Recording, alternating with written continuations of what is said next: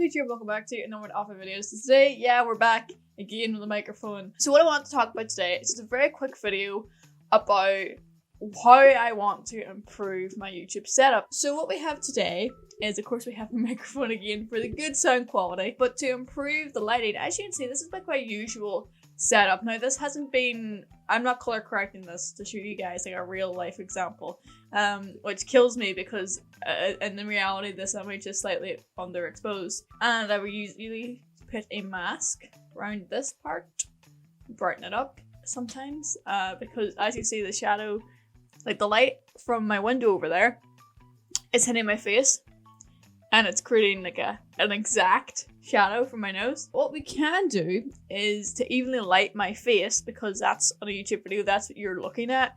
You're looking at the person's face. What I've actually booked out, this isn't mine, this is from the university, and I've actually got myself a nice little panel light. I'm just going to show you guys how I would set up this scene. So say I'm recording a YouTube video about something here. Right now, this is how I would generally just shoot a YouTube video without lighting, because that sun over there is my only lighting source. If that sun goes away, which sometimes happens in my videos a lot, it makes my makes my color grading process like a pain in the ass, because it changes color and I can't just use the same adjustment layer to color correct everything. And I know when you're watching the video, you probably don't notice, oh, the lighting's changed, but I notice it, and it's something I would just want to have consistent in my videos, because in a film, the lighting would be consistent. But if I was shooting with a panel light, the first thing I would do is I would actually go and close these blinds.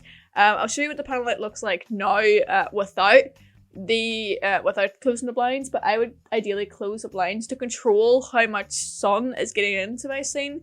And then instead of the sun being my key light, which means basically your main light, the panel light would become then my key light. But we're just going to put this light onto the camera and I'm going to show you guys how that improves my scene. So we have the panel light on my camera. Haven't turned it on yet, so we'll turn it on and I get to see, you can actually see now what it is like. There you go, that's lighting. As you see, it's still not doing the effect that I want.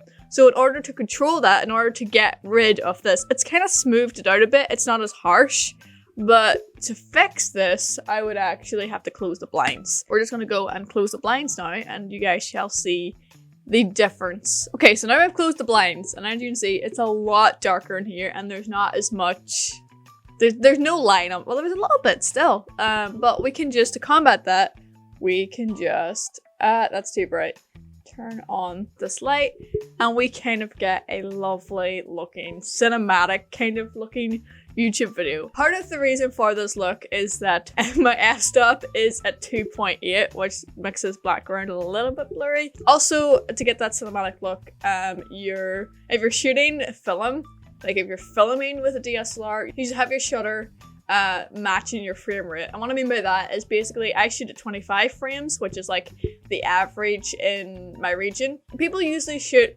30 or 24. So if you're shooting 30, you have your shutter at 60, and if you're shooting 25 or 24, you have it at 50. But as you see, this setup looks a lot nicer to what I had before. You can see my face more clearly. I'm evenly lit on both sides. Also, this scene to some people might seem a bit cold. So if I did want to, increase the color temperature to, I could make it super orange, because this is actually a bi-color light. What that means is basically it's got warm colors and cold colors in it. So if I want my scene to look really, really cold like this, it can look really, really cold, like I'm in Twilight. Or if I wanted to make it look like I'm in the Sahara, I could increase the color temperature to look like this. Literally, I've only got orange lights on this now. But bicolor means you can mix your cool and warm and create whatever kind of image you want. I actually kind of like this. And in post, I would preferably maybe up the saturation on this a bit. Right now, I'm happy with how this looks.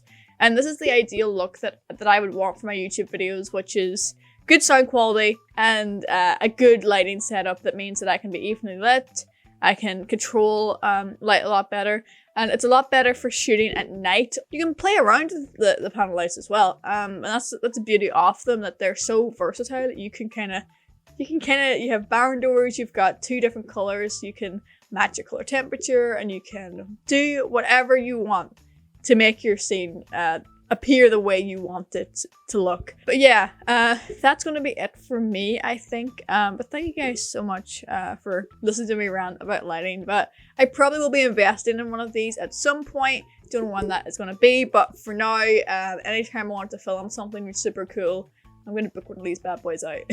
So, but if you guys did enjoy this video, please give it a big thumbs up and also subscribe with some love. And hopefully, I will see you guys in the next video.